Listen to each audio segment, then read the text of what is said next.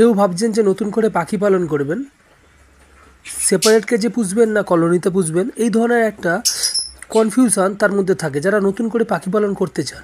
আজকের ভিডিওটি বেসিক্যালি তাদের জন্যই যারা নতুন করে এই পাখির সেক্টরে আসতে চান এবং তারা জানে না যে কলোনি এবং সেপারেট কেজের মধ্যে কী সুবিধা এবং অসুবিধা রয়েছে।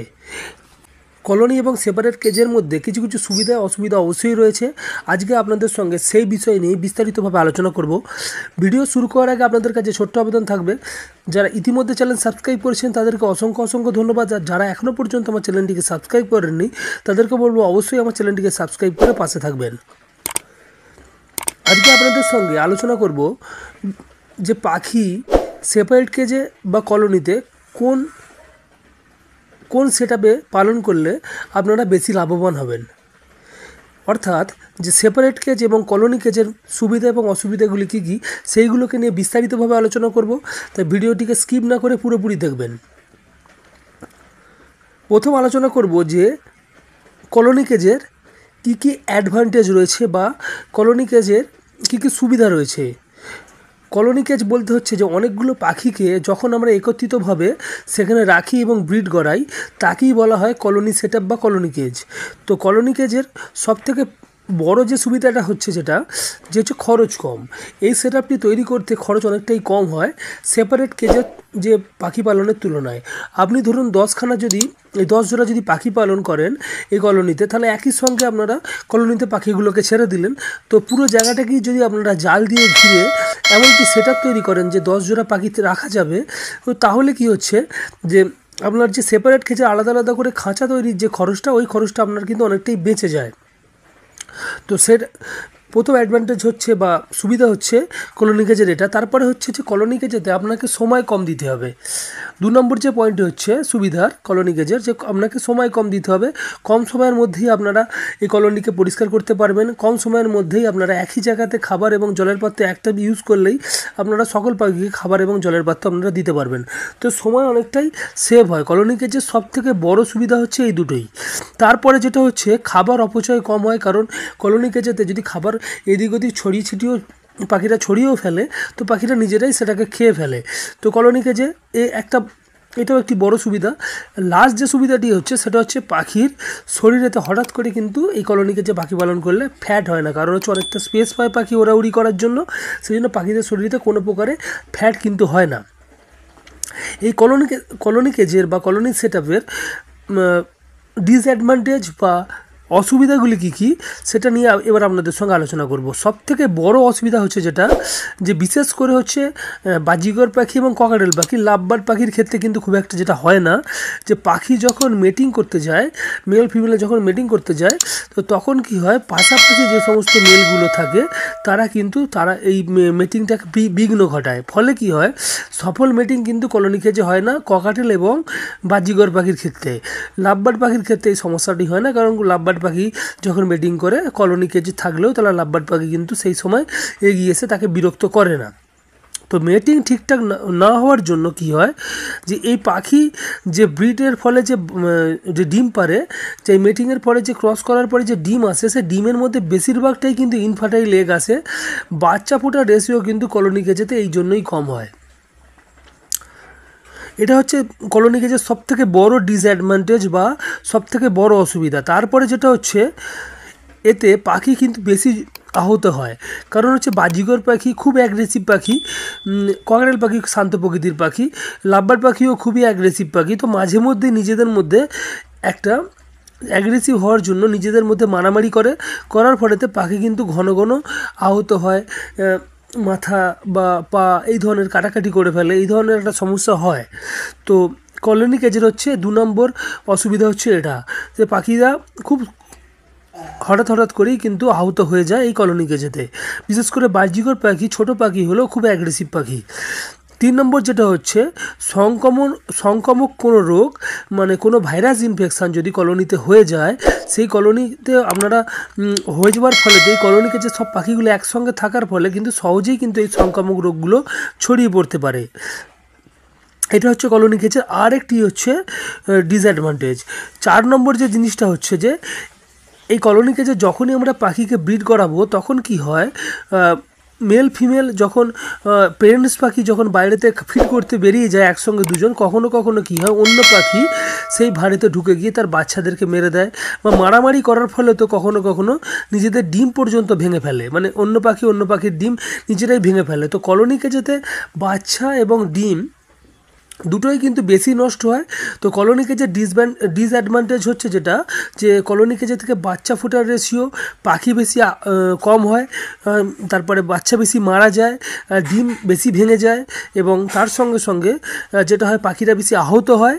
আর শুধু যে লাভ বলেন বা সুবিধা বলেন, এতে খরচ কম, খাবার অপচয় কম হয়, এবং তার সঙ্গে যেটা হয় যে আপনাদেরকে সময় কম দিতে হয়। কিন্তু শেষে একটা কথা বলে দেবো, যে কলোনি কেজি বলুন সেপারেট কেজি বলুন, যদি আপনারা পাখিদেরকে সময় না দিতে পারেন, রোগ না শনাক্ত করতে পারেন, তাহলে কিন্তু আপনার সেটআপেতে মোর্টালিটি মানে পাখির মৃত্যু হার সবসময় বেশি থাকবে, সেটা আলাদা বিষয়। তো এবার হচ্ছে কেজ, সেপারেট কেজের সুবিধাগুলো এবং অসুবিধাগুলোকে নিয়ে আপনাদের সঙ্গে বিস্তারিতভাবে আলোচনা করব। তো সেপারেট কেজের সবথেকে ভালো যে সুবিধাটি হচ্ছে বা 1 নম্বর যে সুবিধাটি বা অ্যাডভান্টেজ, সেটা হচ্ছে এতে সফল মেটিং হয়। কারণ একজোড়া পাখি যেহেতু থাকে, কোনোভাবেই তারা অন্য পাখি দ্বারা ডিস্টার্বিং হয় না বা ডিস্টার্ব ফিল করে না, ফলে কী হয় তারা সফল মেটিং করে, ফলে বেশিরভাগ ডিমই কিন্তু ফার্টাইল হয়। তো যদি তারপরেও যদি ডিম যদি ফার্টাইল না আসে, তাহলে ধরে নিতে হবে যে অন্য কোনো সমস্যার জন্য পাখির ডিম ফার্টাইল হচ্ছে না। তো অন্য পাখির ডিস্টার্বিংয়ের জন্য যে কলোনিতে যেটা হয়, সেই কলোনির যে সমস্যাটি হয় সে সেপারেট কেজে, সেই কারণে কিন্তু পাখির মিটিং যে অসফল হয় এটা হয় না। সফল মিটিং কিন্তু আপনার সেপারেট কেজে সহজেই হয়। ফলে কি হয়, এর থেকে যে ডিম উৎপন্ন হয় তা বেশিরভাগ ডিমই কিন্তু ফার্টাইল হয়, এবং বাচ্চা ফোটার হারও কিন্তু বেশি হয় হচ্ছে আপনার সেপারেট কেজে। 2 নম্বর যে সুবিধা হচ্ছে, অন্য পাখির কারণে যে বাচ্চা মারা বা ডিম ভেঙে দেওয়া, এই ধরনের সমস্যা কিন্তু সেপারেট কেজে হয় না। যে মারামারি ঝগড়ার ফলে যে সমস্ত যে বাচ্চাকে মেরে দেওয়া বা তা এই ডিমকে ভেঙে ফেলা, এই ধরনের সমস্যা কিন্তু হয় না সেপারেট কেজে। আরেকটা জিনিস যেটা হচ্ছে, পাখি কিন্তু হঠাৎ করে মারামারিতে যেহেতু জড়ায় না, মেল ফিমেলেতে টুকিটাকি একটু মারামারি হলেও কিন্তু যে কলোনি কেজেতে যে সমস্যাটি হয় অন্যান্য পাখির সঙ্গে যে মারামারি, বিশেষ করে যখন ব্রিডিং সিজনেতে আপনারা বক্স বা হাঁড়ি লাগান, তখন ফিমেলে বক্স হাঁড়ি দখলের জন্য যে কলোনি কেজে মারামারিটা হয়, সেই মারামারি কিন্তু এই সেপারেট কেজে আপনাদের হবে না। ফলে কিন্তু পাখি কম আহত হয় বা আহত হয় না বললেই চলে। আর 5 নম্বর যে জিনিসটা হচ্ছে, সেটা হচ্ছে যে সংক্রামক কোনো রোগ ছড়াতে সময় লাগে। মানে হঠাৎ করে পাখি যদি সেপারেট কেজে আছে, যদি কোনো রোগগ্রস্তও হয়, সেটা পুরোপুরি আপনার সেটআপটিতে অন্যান্য সেপারেট কেজের পাখিতে ছড়াতে একটু সময় লেগে যায়।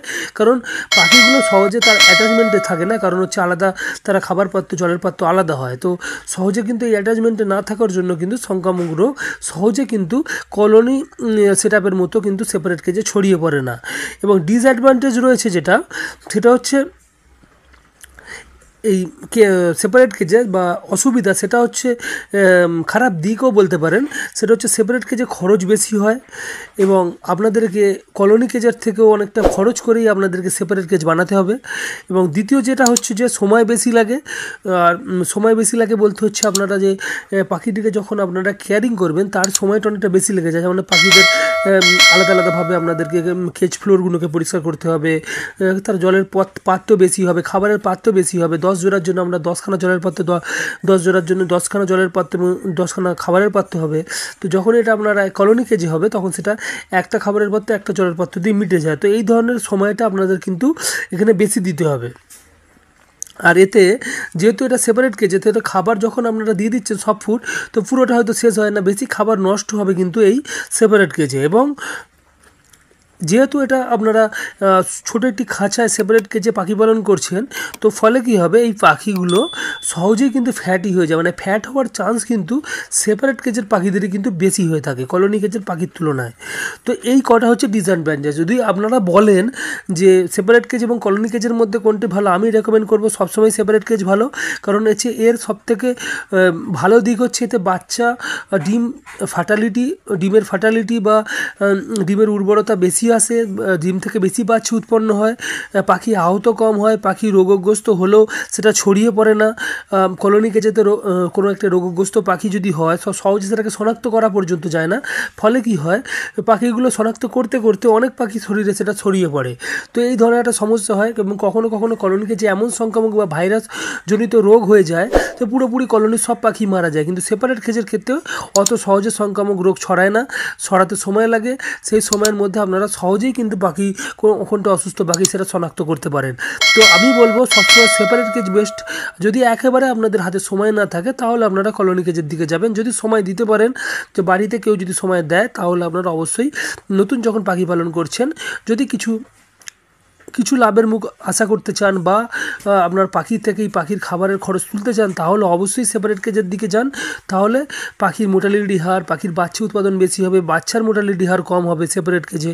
হয়তো খরচ একটু বেশি হতে পারে, কিন্তু বাকি যে সমস্ত জিনিস, পাখি মরবে না, পাখি আহত হবে না, পাখি সবসময় সুস্থ থাকবে, এই কটা জিনিস কিন্তু আপনারা সেপারেট কেজেতে অ্যাডভান্টেজ পাবেন। তো আমিও সবসময় রেকমেন্ড করবো আপনারা সেপারেট কেজেই পাখি পালন করবেন। বিশেষ করে বাজিগর পাখি, লাভবার্ড বা ককাটেল, এই তিনটে পাখি আপনারা যখনই সেপারেট কেজে দেখবেন যে আপনারা করছেন, মানে পালন করবেন, তখনই আপনারা বুঝতে পারবেন যে কতটা অ্যাডভান্টেজ আছে। ধরুন আপনি কলোনিতে পুষছিলেন, করতে করতে আপনারা সেপারেট কেজে ট্রান্সফার হয়েছেন, তারাই বুঝতে পারবে যে কলোনি থেকে সেপারেট কেজ কতটা ভালো। তো অবশ্যই যদি ভিডিও ভালো লাগে তাহলে ভিডিওটিকে একটি লাইক করবেন, বন্ধুবান্ধবদের সঙ্গে শেয়ার করবেন যদি এই ভিডিওর মধ্যে কোনো ইনফরমেশান পান। আর চ্যানেলে যদি নতুন হন অবশ্যই আমার চ্যানেলটিকে সাবস্ক্রাইব করে রাখুন এই ধরনের ভিডিও নিয়মিতভাবে পাওয়ার জন্য। আজকের মতো বিদায় নিচ্ছি, পরবর্তী কোনো একটি দিনে নতুন কোনো টপিক নিয়ে অবশ্যই দেখা হবে। ধন্যবাদ।